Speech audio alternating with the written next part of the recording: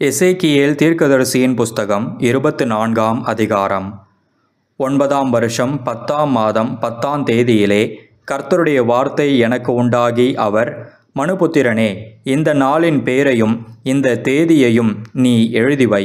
இந்த தேதியில்தானே பாபிலோன் ராஜா எருசலேமில் பாளையமிறங்கினான்.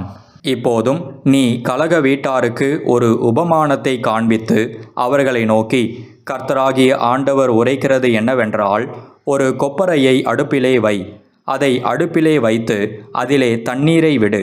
சகல நல்ல கண்டங்களான பின்னந்தொடைகளும் முன்னந்தொடைகளுமாகிய கண்டங்களை சேர்த்து அதிலே போடு. நல்ல எலும்புகளால் அதை நிரப்பு. ஆட்டு மந்தையில் தெரிந்து கொள்ளப்பட்டதை அதற்காக கொண்டு வந்து எலும்புகளை அதன் கீழே குவித்து எரிக்க வேண்டும். அதிலுள்ள எலும்புகளும் வேகத்தக்கதாக அதை பொங்க பொங்க காய்ச்ச வேண்டும். இதற்காக கர்த்தராகிய ஆண்டவர் சொல்லுகிறது என்னவென்றால், நுரை ஒட்டி கொண்டிருக்கிறதும் நுரை நீங்காததுமாகிய கொப்பரை எண்ணப்பட்ட இரத்தஞ்சிந்திய நகரத்துக்கு ஐயோ! அதில் இருக்கிறதை கண்டங்கண்டமாக எடுத்து கொண்டு போ. அதன் பேரில் சீட்டு போடலாகாது. அவள் இரத்தம் அவள் நடுவில் இருக்கிறது. மண்ணிலே மறைந்து போகும்படி அதை தரையிலே ஊற்றாமல் கற்பாறையிலே ஊற்றி போட்டாள். நீதியை சரி கட்டுவதற்காக கோபம் மூளும்படி நான் அவள் இரத்தத்தை மறைக்காமல் கன்மலையின் மேல் வைத்தேன். ஆதலால் கர்த்தராகிய ஆண்டவர் சொல்லுகிறது என்னவென்றால், இரத்தஞ்சிந்திய நகரத்துக்கு ஐயோ! நான் பெரிதான கட்டைகளை குவித்து எரிய பண்ணுவேன். திரளான விறகுகளை கூட்டு, தீயை மூட்டு, இறைச்சியை முருக வேவித்து சம்பாரங்களை இடு, எலும்புகளை எரித்து போடு. பின்பு கொப்பரை காய்ந்து அதன் களிம்பு வெந்து அதற்குள் இருக்கிற அதன் அழுக்கு உருகி அதன் நுரை நீங்கும்படி அதை வெறுமையாக தழலின் மேல் வை. அது மகா வருத்தத்தை உண்டாக்கியும் அதன் திரளான நுரை அதை விட்டு நீங்கவில்லை. அதன் நுரை அக்கினிக்கு உள்ளாக வேண்டியது. உன் அசுத்தத்தோடே முறைகேடும் இருக்கிறது. நான் உன்னை சுத்திகரித்தும் நீ சுத்தமாகாதபடியினால் இனி என் உக்கிரம் உன்னில் ஆறி தீருமட்டும் உன் அசுத்தம் நீங்கி சுத்திகரிக்கப்பட மாட்டாய். கர்த்தராகிய நான் இதை சொன்னேன், இது நிறைவேறும். நான் இதை செய்வேன். நான் பின்வாங்குவதும் தப்ப விடுவதும் மனஸ்தாபப்படுவதும் இல்லை. உன் வழிகளுக்கும் உன் செய்கைகளுக்கும் தக்கதாக உன்னை நியாயம் தீர்ப்பார்கள் என்று கர்த்தராகிய ஆண்டவர் சொல்லுகிறார். பின்னும் கர்த்தருடைய வார்த்தை எனக்கு உண்டாகி, அவர், மனுபுத்திரனே, இதோ நான் உன் கண்களுக்கு விருப்பமானவளை ஒரே அடியினாலே உன்னை விட்டு எடுத்து கொள்ளுவேன். ஆனாலும் நீ புலம்பாமலும் அழாமலும் கண்ணீர் விடாமலும் இருப்பாயாக. அலறாமல் பெருமூச்சு விடு. இழவு கொண்டாட வேண்டாம். உன் பாகையை உன் தலையிலே கட்டி உன் பாதரட்சைகளை உன் பாதங்களில் தொடுத்துக்கொள். உன் தாடியை மூடாமலும் துக்கம் கொண்டாடுகிறவர்களின் அப்பத்தை புசியாமலும் இருக்க கடவாய் என்றார். விடியற் காலத்தில் நான் ஜனங்களோடே பேசினேன். அன்று சாயங்காலத்தில் என் மனைவி செத்துப்போனாள். எனக்கு கட்டளையிட்டபடியே விடியற் காலத்தில் செய்தேன். அப்பொழுது ஜனங்கள் என்னை நோக்கி, நீர் செய்கிறவைகள் எங்களுக்கு என்னத்திற்கு அடையாளம் என்பதை எங்களுக்கு தெரிவிக்க மாட்டீரா என்று கேட்டார்கள். நான் அவர்களுக்கு பிரதியுத்தரமாக, கர்த்தருடைய வார்த்தை எனக்கு உண்டாகி, அவர், நீ இஸ்ரவேல் வீட்டாரை நோக்கி, கர்த்தராகிய ஆண்டவர் உரைக்கிறது என்னவென்றால், இதோ உங்கள் பலத்தின் முக்கியமும் உங்கள் கண்களின் விருப்பமும் உங்கள் ஆத்துமாவின் வாஞ்சையுமாகிய என் பரிசுத்த ஸ்தலத்தை நான் பரிசுத்த குலைச்சலாக்குகிறேன். நீங்கள் விட்டு வந்த உங்கள் குமாரரும் உங்கள் குமாரத்திகளும் பட்டயத்தால் விழுவார்கள். அப்பொழுது நான் செய்தது போல நீங்களும் செய்வீர்கள். தாடியை மூடாமலும் துக்கம் கொண்டாடுகிறவர்களின் அப்பத்தை புசியாமலும் இருப்பீர்கள். உங்கள் பாகைகள் உங்கள் தலைகளிலும் உங்கள் பாதரட்சைகள் உங்கள் கால்களிலும் இருக்கும். நீங்கள் புலம்பாமலும் அழாமலும் இருந்து உங்கள் அக்கிரமங்களில் வாடி போய் ஒருவரையொருவர் பார்த்து தவிப்பீர்கள். அப்படியே எசேக்கியேல் உங்களுக்கு அடையாளமாக இருப்பான். அவன் செய்தபடியெல்லாம் நீங்களும் செய்வீர்கள். இப்படி வரும்போது நான் கர்த்தராகிய ஆண்டவர் என்று அறிந்து கொள்வீர்கள் என்று சொல் என்று உரைத்தார் என்றேன். பின்னும் மனுபுத்திரனே, நான் எந்த நாளில் அவர்களுடைய பலத்தையும் அவர்களுடைய அலங்காரத்தின் மகிழ்ச்சியையும் அவர்களுடைய கண்களின் விருப்பத்தையும் அவர்களுடைய ஆத்துமாவின் விசேஷித்த வாஞ்சையையும் அவர்களுடைய குமாரரையும் அவர்களுடைய குமாரத்திகளையும் அவர்களை விட்டு எடுத்துக்கொள்ளுகிறேனோ, அந்த நாளிலேதானே தப்பி வந்த ஒருவன் உன்னிடத்தில் வந்து உன் காதுகள் கேட்கச் சொல்லுவான் அல்லவோ? அந்த நாளிலே தானே உன் வாய் திறக்கப்பட்டு நீ தப்பி வந்தவனோடே பேசுவாய். இனி மௌனமாயிருக்க மாட்டாய். இப்படி நீ அவர்களுக்கு அடையாளமாக இருப்பாய். நான் கர்த்தர் என்று அப்பொழுது அறிந்து கொள்வார்கள் என்றார்.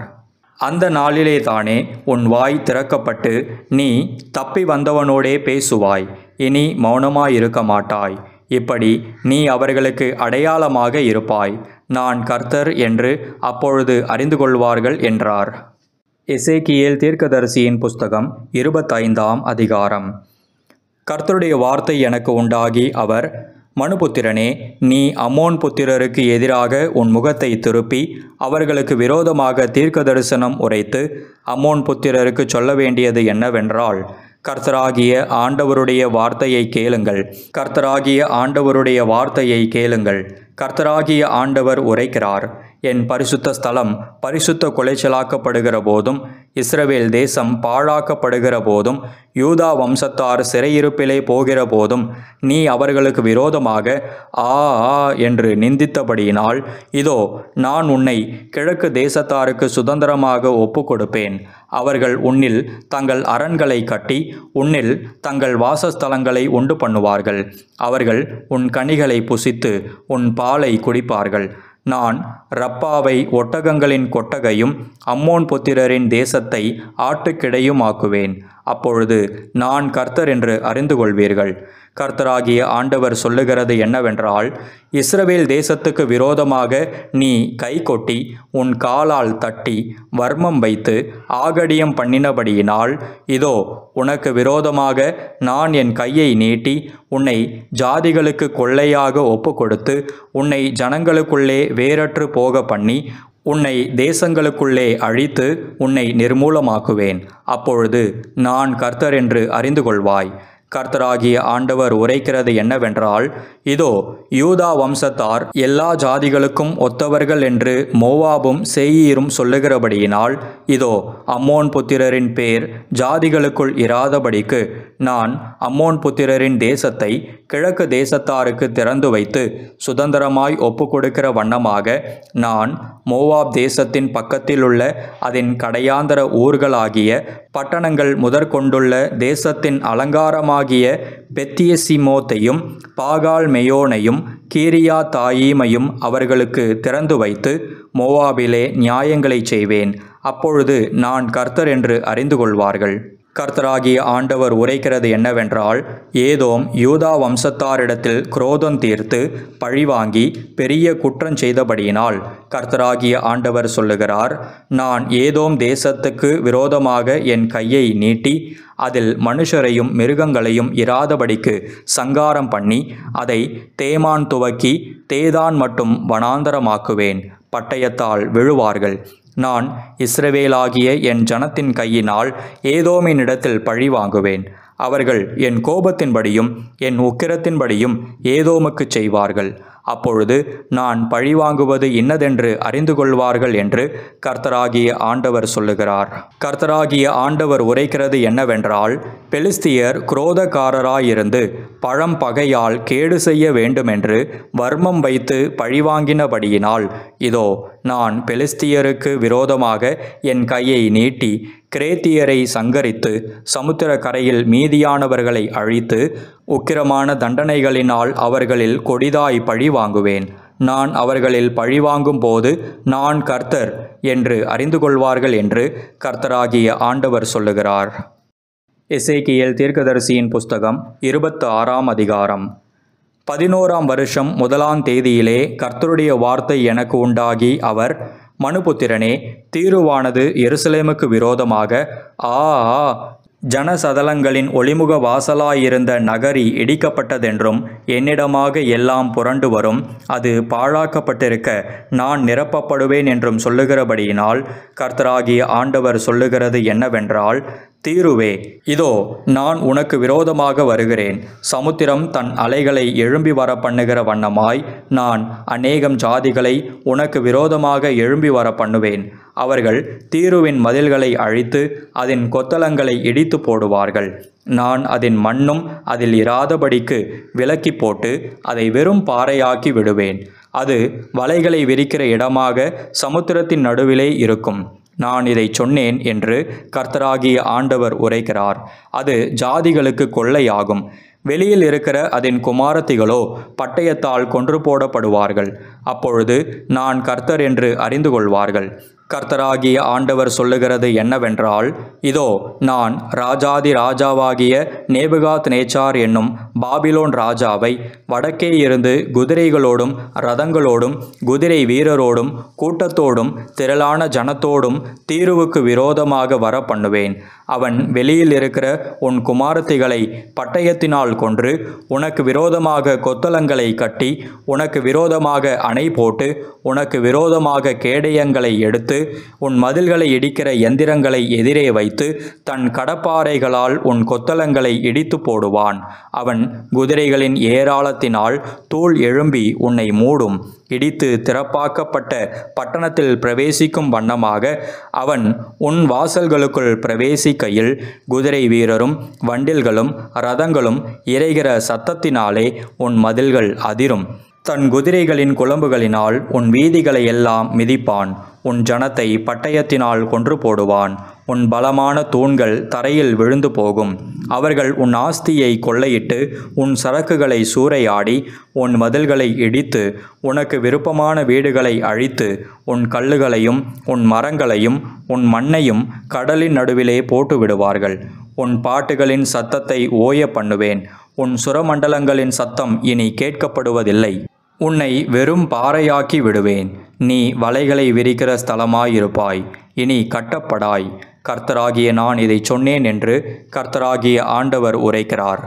தீருவுக்கு கர்த்தராகிய ஆண்டவர் உரைக்கிறது என்னவென்றால், காயம்பட்டவர்கள் அலறும் போதும் உன் நடுவில் சங்காரம் நடக்கும் போதும் நீ விழுகிற சத்தத்தினால் தீவுகள் அதிராதோ?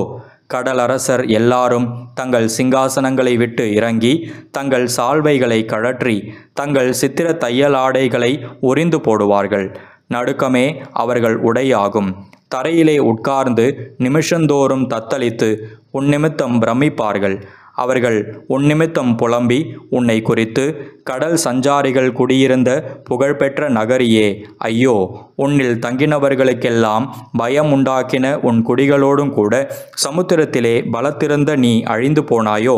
நீ விழும் நாளில் தீவுகள் தத்தளிக்கும்.